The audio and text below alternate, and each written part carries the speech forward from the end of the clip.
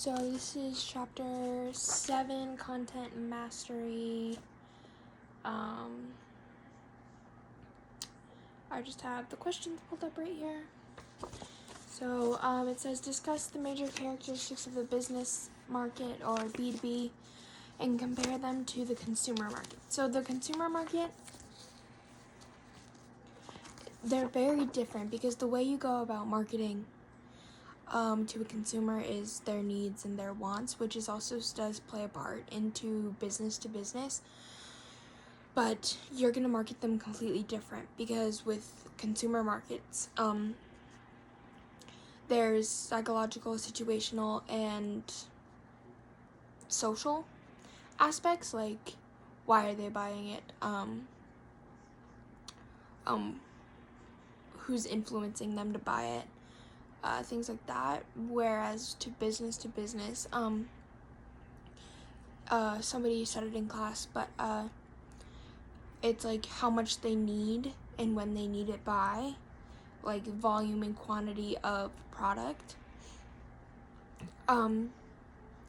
Because there's not the same reasons why a business will buy a product as to where a consumer will buy a product. Because yes, there's with retailers, like in the case assignment is an example is Zappos or Zappos, however you say it. They sell their shoes to retailers like Dick's and Dunham's because they're sporting goods stores. So the reason for buying is because they're trying to get it to consumers faster. Although Zappos does have an online retail environment where consumers can buy straight from them, it is easier to sell your product to a retailer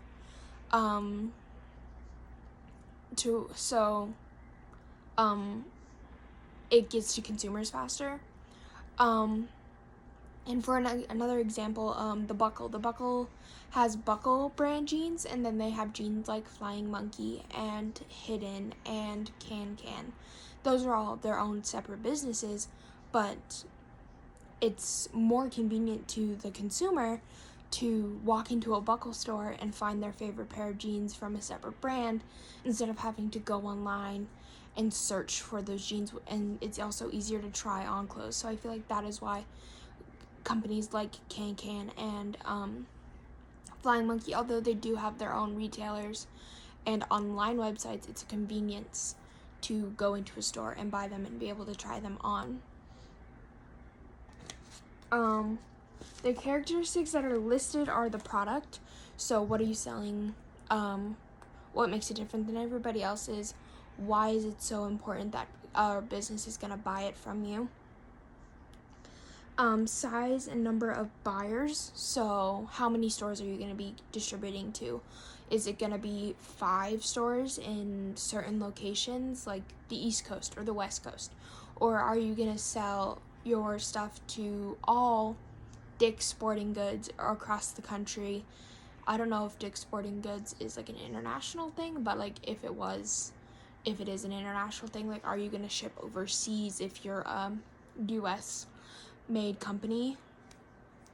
Even though a lot of things these days are made in China, so it's a lot harder to sell things probably in America than in the Asian European side of that, because it does have to cross an ocean. So that is probably something to take into mind. Promotion, are you gonna partner with this business and do like a partnership where if you buy from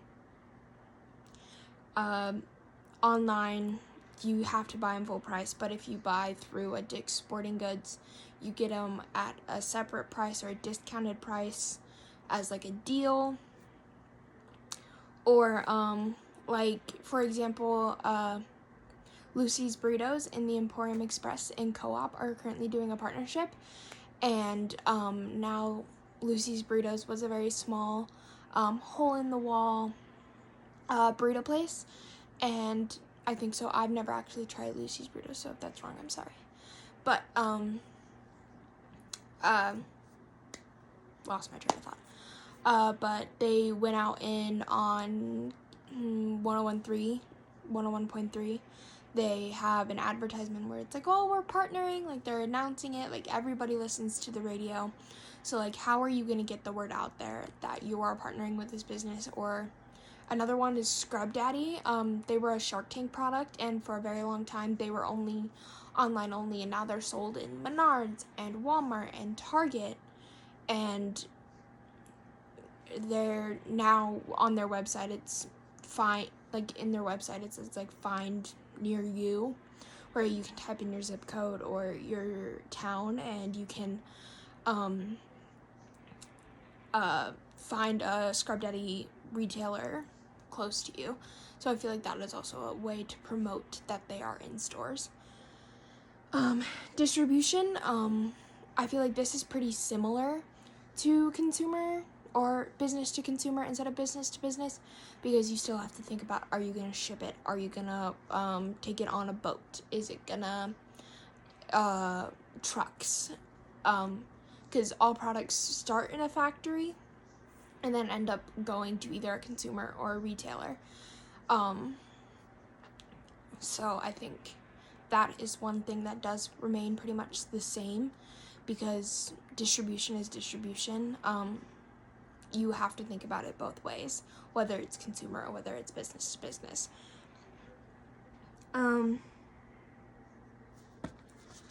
Geographic market concentration.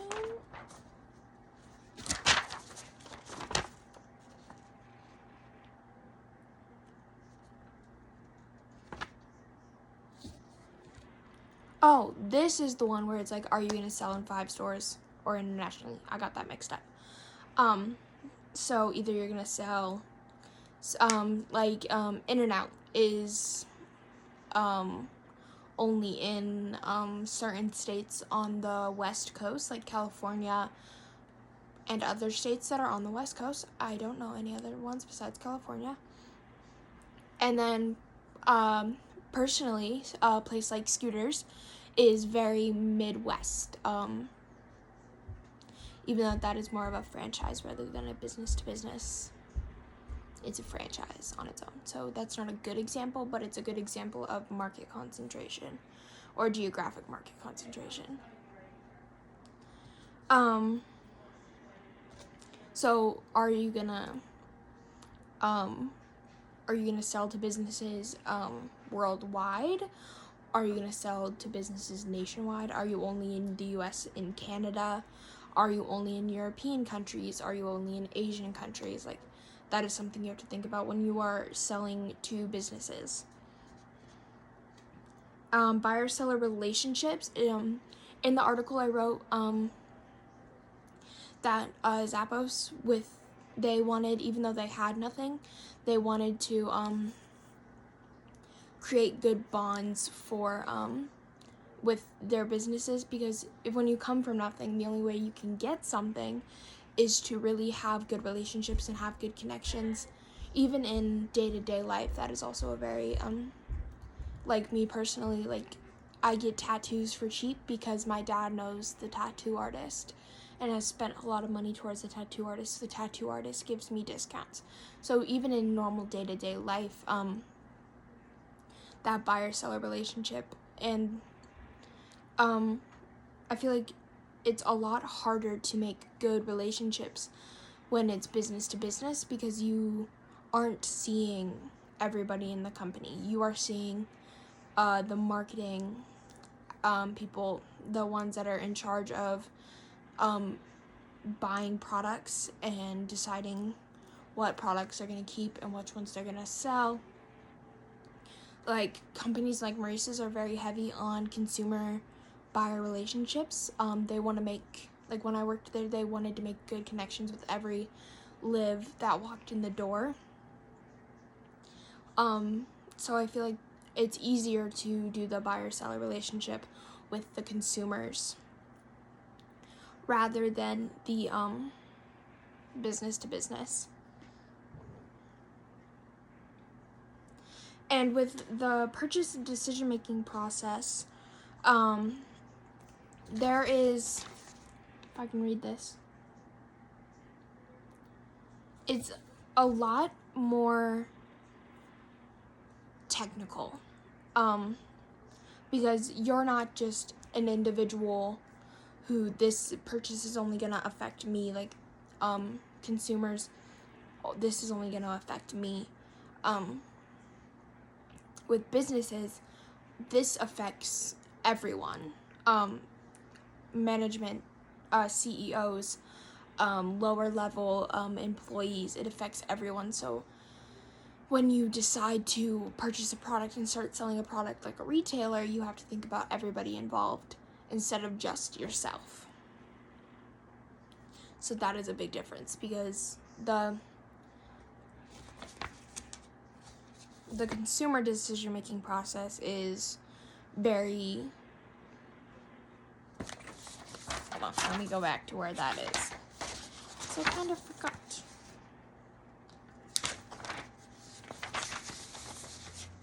It's pretty much very straight to the point. Like, today I went and got Bubblers, which is like an energy drink. I went into Target, that is all I needed. I got them and I left. But there's some days where I want to go to Target and look around, see what else is new. So it can be very straight to the point or very wandery. Like, you don't know if you want it, you can't decide. But with the business, it affects them so much, so you have to make a decision within a certain time period, and it takes longer to make a business decision and sign contracts and decide location and distribution and promotion. It takes longer. So I think you said like 6 months. It can take up to 6 months or longer than 6 months to solidify a business-to-business partnership.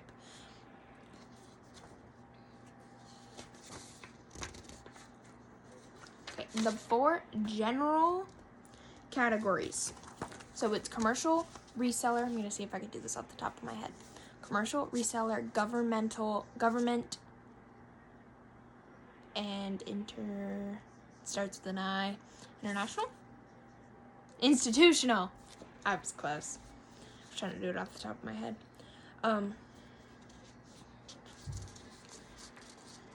So commercial. So on the notes, it uses Dell buying chips from Intel, which is honestly a good example, because with commercial, it's like Valley Auto Locators buying parts from O'Reilly's to fix their cars. My dad worked in Nebraska Land, and when I got my battery fixed in my old car, he used the company card to buy from O'Reilly's. So it's very much so. It's described as individuals and firms that acquire products to support directly or indirectly the production of goods and services. So commercial is buying from a place to make your product. So Intel providing chips to Dell for to create their computers.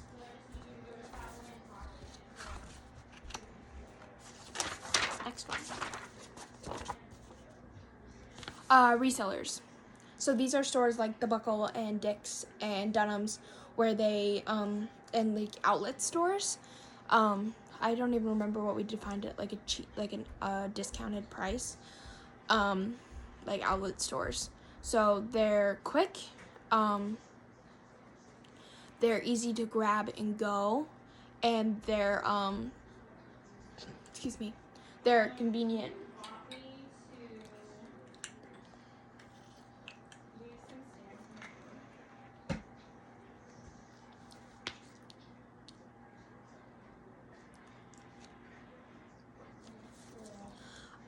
Government is the one that I struggle with, if I'm being honest. Includes domestic institutions of government, federal, state, and local, as well as foreign governments.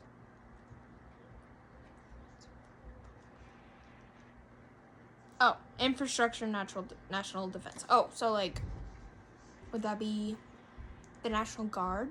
Would that count?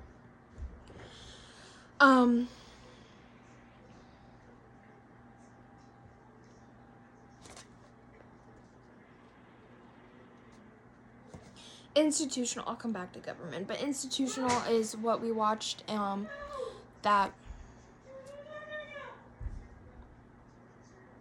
if you hear my parents, I'm sorry. Where we watched, what was it, an MRI, not an MRI, like that little cart thing where they buy from separate companies and for like medical equipment and MRI machines, CT machines, central line kits. I've been watching Grey's Anatomy, so I know stuff. Central line kits. Major factors probably quality, quantity, and speed, because in a fast-paced environment like a hospital where people are constantly on the brink of life or death, speed is probably one of the very large major factors when buying from a business. How fast can they get it here, especially in cases where it's a rare situation, because medical mysteries happen every day.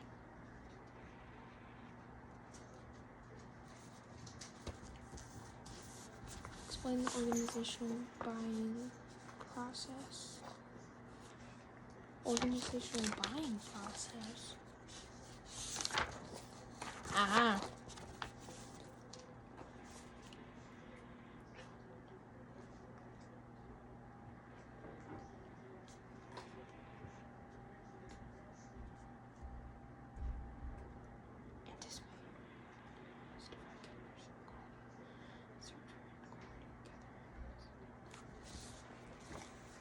Okay, so there are, hold on, 1, 2, 3, 4, 5, 6, 7 steps listed here for the organizational buying process.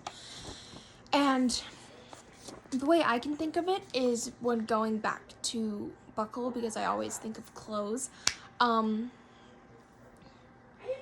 Our Maurice's recently started carrying Flying Monkey jeans. Like, can you keep it down? I'm trying to record my video.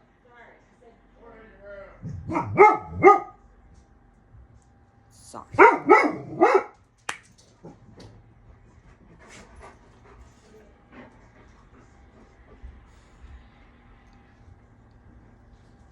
Sorry. Where was I?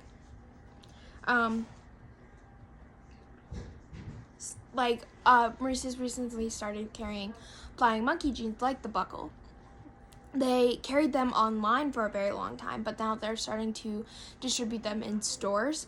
And the steps is they saw the problem where so many consumers wanted Flying Monkey jeans, but didn't want to go out of their way to a store where they know they don't like the customer service or the people working. So they saw the problem. They were like, okay, how can we start selling these clothes in stores? So they found a problem, and then they found a solution. Well, we can start selling them in stores.